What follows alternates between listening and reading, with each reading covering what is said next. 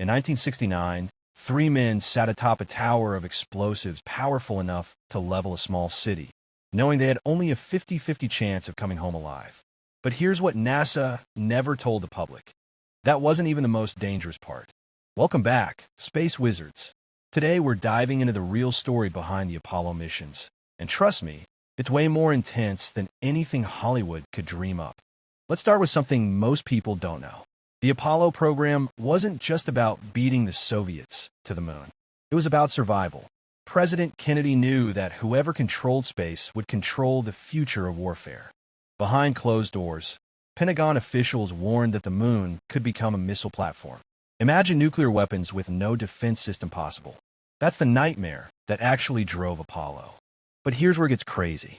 The Soviets knew this too. And they weren't just racing, they were sabotaging.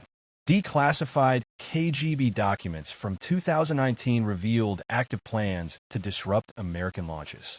CIA counterintelligence discovered at least 3 Soviet agents working in contractor facilities. One was literally building components for the Saturn V rocket. Let that sink in. Now let's talk about Apollo 1. In January 1967, astronauts Gus Grissom, Ed White, and Roger Chaffee died in a fire during a routine test. What NASA called an accident, insiders called inevitable. Engineers had filed over 1,000 safety complaints about the Apollo command module. 1,000. But the pressure to beat the Soviets was so intense that NASA leadership pushed forward anyway. Gus Grissom himself hung a lemon on the simulator, his way of saying the spacecraft was garbage. Weeks later, he was dead. Some engineers quit NASA entirely, unable to live with the guilt. But here's the thing. That tragedy saved Apollo. NASA completely redesigned the command module. Without those 3 men's sacrifice, Apollo 11 would never have succeeded. Fast forward to Apollo 11. Neil Armstrong, Buzz Aldrin, and Michael Collins became immortal. But the mission almost failed before it started, and the reason is absolutely wild. During the final countdown, the Saturn V's engines showed unstable pressure readings. Launch controllers had 15 seconds to decide.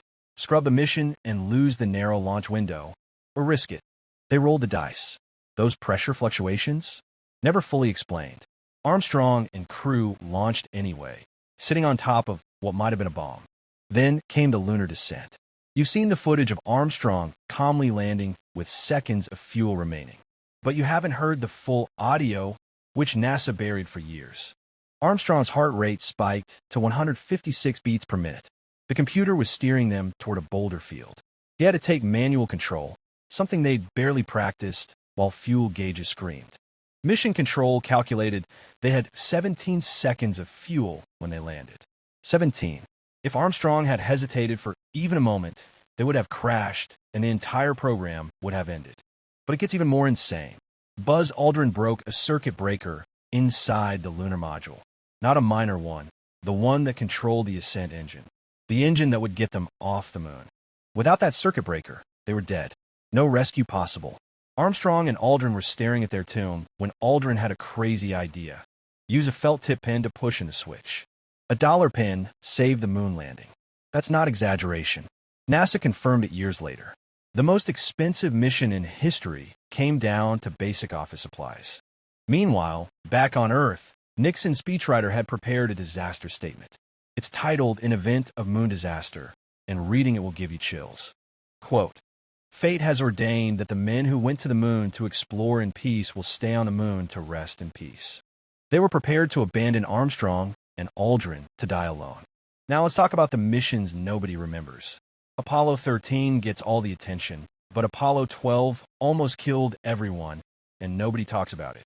36 seconds after launch, lightning struck the Saturn V. Then it happened again at 52 seconds. Every single electrical system in the spacecraft shut down, completely dark at 4,000 miles per hour. The astronauts were blind, deaf, and accelerating toward space with no way to steer or communicate. Controller John Aaron saved them by remembering an obscure switch from a training session years earlier. He told them to flip SCE to AUX. Nobody in the spacecraft knew what that meant. Literally nobody. Until pilot Alan Bean remembered seeing it once during a simulation and found the switch. Power restored. Mission continued. They made it to the moon. And NASA's official response was basically, oops, probably shouldn't launch in storms. You can't make this up. Then came Apollo 13, and everyone knows the explosion story. But here's what they don't teach. The oxygen tank that exploded was damaged 2 years earlier during testing. A technician dropped it. NASA inspected it, found no issues, and installed it anyway. That dropped tank, 2 years later, exploded at 200,000 miles from Earth. The crew had to build carbon dioxide scrubbers using duct tape, plastic bags, and cardboard. The most advanced spacecraft ever built was saved by literal garbage and duct tape. But here's the wildest part about Apollo 13. When they rounded the moon, they set the record for farthest distance any human has traveled from Earth, still unbroken in 2026. Now let's talk about what the astronauts smuggled to the moon, because yes, they absolutely did. Apollo 15 Commander David Scott brought unauthorized commemorative envelopes to sell after the mission. When NASA found out, they grounded the entire crew permanently. A moon-flown envelope sold for $50,000, and NASA freaked out about commercializing the program. But astronauts smuggled way weirder stuff. Alan Shepard brought golf balls and literally played golf on the moon. Edgar Mitchell conducted unauthorized ESP experiments during his mission. Mitchell tried to transmit thoughts from the moon to psychics on Earth. This is a real thing that happened. NASA didn't know until years later, and they were absolutely not happy about it. Speaking of secrets, the Apollo astronauts reported seeing strange flashes of light with their eyes closed. NASA thought they were hallucinating from stress until they realized what it actually was. Cosmic rays, particles from distant supernovas, traveling millions of years through space, were passing through the astronauts' eyeballs and triggering their optic nerves. They were literally seeing the universe. Those same cosmic rays were giving them radiation exposure. Every Apollo astronaut absorbed radiation equivalent to several chest X-rays. But NASA hid the real numbers for decades. A 2016 study found Apollo astronauts had 5 times higher rates of cardiovascular death than astronauts who never left low Earth orbit. The moon might have slowly killed them. And here's something that'll blow your mind. We left hundreds of pounds of literal garbage on the moon. 96 bags of human waste, used wet wipes, and empty food packages. But also, family photos, memorial plaques, flags from dozens of countries, a gold olive branch, and a silicon disc with messages from 73 world leaders. The moon is basically a time capsule. Now here's the thing that keeps me up at night. We have lost the technology to return to the moon. I'm serious.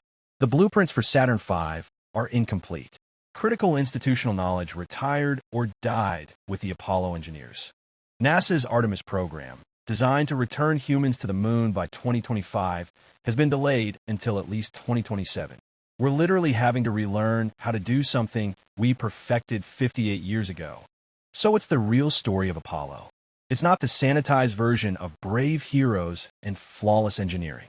It's about humans doing impossible things despite catastrophic failures, political pressure, and equipment held together with pins and duct tape.